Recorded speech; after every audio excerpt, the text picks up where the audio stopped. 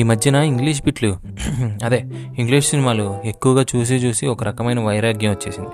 ఈ detective thrillers, spy thrillers, science fiction, time travel ఇలాంటి సినిమాలన్నీ చూసి చూసి బుర్ర హీట్ ఎక్కేసింది.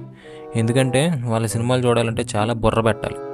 అందుకే ఒక చిన్న చేంజ్ కోసం అసలు బ్రెయిన్కి పని పెట్టకుండా మొత్తం క్రింజ్ స్టఫ్ ఉండే ఒక మైండ్లెస్ మ్యాడ్ ఫన్ మూవీ ఏదైనా చూద్దామని ఫిక్స్ అయ్యి ఏం సినిమా చూద్దామా అని ఆలోచిస్తున్నప్పుడు రీసెంట్గా రిలీజ్ అయిన ఒక కళా కాండోమ్ మార్టిన్ అనే మూవీ గుర్తొచ్చింది. ఈ సినిమా థియేటర్కి వెళ్ళి చూసిన ప్రేక్షకుల గుండెల్లో ఎంత కలకాలం సృష్టించిందో మనం చూసాం. మనకిప్పుడు ఇదే కరెక్ట్ అని చెప్పి ఈ సినిమా చూశాను. అదే నా లైఫ్లో నేను తీసుకున్న థర్డ్ వర్స్ట్ డెసిషన్. ఫస్ట్ది ఇంటర్ తర్వాత బీటెక్ చేయడం, సెకండ్ది బీటెక్లో మెకానికల్ చేయడం. ఏం చెప్పమంటారు అసలు ఈ సినిమా గురించి? ధూమపానం, మద్యపానం మార్టిన్ మూవీ ఆరోగ్యానికి హానికరం అని చెప్పమంటారా? లేక మార్టిన్ వినొద్దు, మార్టిన్ అనొద్దు, మార్టిన్ చూడొద్దు అని చెప్పమంటారా? బ్రెయిన్కి పని పెట్టకుండా ఒక మైండ్లెస్ ఫన్ ఉండే మూవీ చూద్దాం అనుకున్న నాకు ఇప్పుడు ఈ సినిమా చూసిన తర్వాత నేను కావాలనే బ్రెయిన్కి పని చెప్దాం అనుకున్నా కూడా అది పనిచేయడమే మానేసింది. ఇదేం సినిమారా బాబు!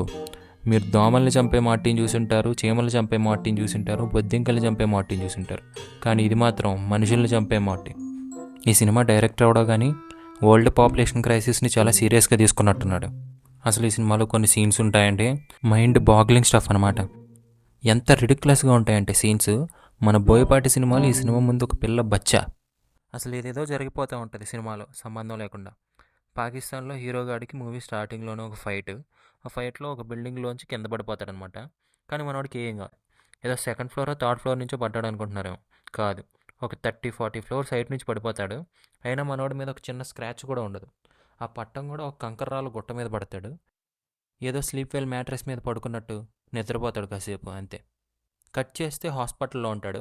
అక్కడ ఒక డాక్టర్ గారికి ఎవడో విలన్ గాడు ఫోన్ చేసి వాడికి గతం అంతా మర్చిపోయేలా ఏం గుర్తుండకుండా ఒక ఇంజెక్షన్ చేయంటాడు. ఆ డాక్టర్ గారు ఏదో ఇంజెక్షన్ చేసేస్తాడు. మనోడికి గతం అంతా మర్చిపోతాడు. ఆ ఇంజెక్షన్ ఏంటో మాకు కూడా చెప్పండి అయ్యా. నెక్స్ట్ పాకిస్తాన్ మిలిటరీ వాళ్ళు మన హీరోగాని బట్టుకుని తీసుకెళ్లి జైల్లో పెడతారు. అక్కడ తీసుకెళ్లి షూట్ చేసి చంపేయకుండా వీడికి ఏదో ఎలివేషన్లన్నీ ఇస్తూ ఉంటారు. అంతమందిని ఒక్కడే చంపాడంటే వీడు మనిషి కాదు, బీస్ట్ అని ఏయో చెత్త ఎలివేషన్లన్నీ ఇస్తూ ఉంటారు. ఇంక ఈ సినిమాలో ఆ హీరోగాడు యాక్టింగ్ చూడాలి, నా భూతో నా భవిష్యత్ అనమాట. కుక్కలాగా ఏవేవో సౌండ్లు చేస్తూ ఉంటాడు సినిమా మొత్తం. ఏమైందిరా నీకు? వేడి చేసిందా లేక మూల సంఖ్య ఏమైనా వచ్చిందా? ఎందుకు అలా మూలుగుతున్నావు? ఇక కేజీఎఫ్లో ఉండే ఆ ఆంటీ కూడా ఉంటుందండి ఈ సినిమాలో. ఈ సినిమాలో ఆమె డాక్టర్ అనమాట. ఆమె వీడిని చూసి చెప్తుంది, వీడికి ఏదో ఇంజెక్షన్ చేశారు, అందుకే వీడు ఇలా ఆడ్గా బిహేవ్ చేస్తున్నాడని చెప్తుంది. ఆడ్గా బిహేవ్ చేయడం కాదండి, పిచ్చి అంటారండి దీన్ని. నెక్స్ట్ మనోడు ఆ జైల్లోంచి తప్పించుకుని పాకిస్తాన్లో రోడ్ల మీద తిరుగుతుంటే ఒక టీ అమ్ముకునే బొట్టోడాన్ని చూసి గుర్తుపడతాడు. అప్పుడు వీడికి వాడి పేరు అర్జున్ అని తెలుస్తుంది. అలా అలా ఇన్వెస్టిగేట్ చేసుకుంటూ వెళ్తే మనోడు మార్టిన్ అనే ఒక గ్యాంగ్స్టర్ని పట్టుకోవడానికి పాకిస్తాన్ వచ్చాడని తెలుస్తుంది. వీడికి ఇంతకుముందు పాకిస్తాన్ ఎంబసీలో హెల్ప్ చేసిన ఒక అమ్మాయి దగ్గరికి వెళ్తాడు. వీడు అక్కడికి వెళ్ళేసరికి రౌడీలు అమ్మాయిని చంపేసి ఉంటారు.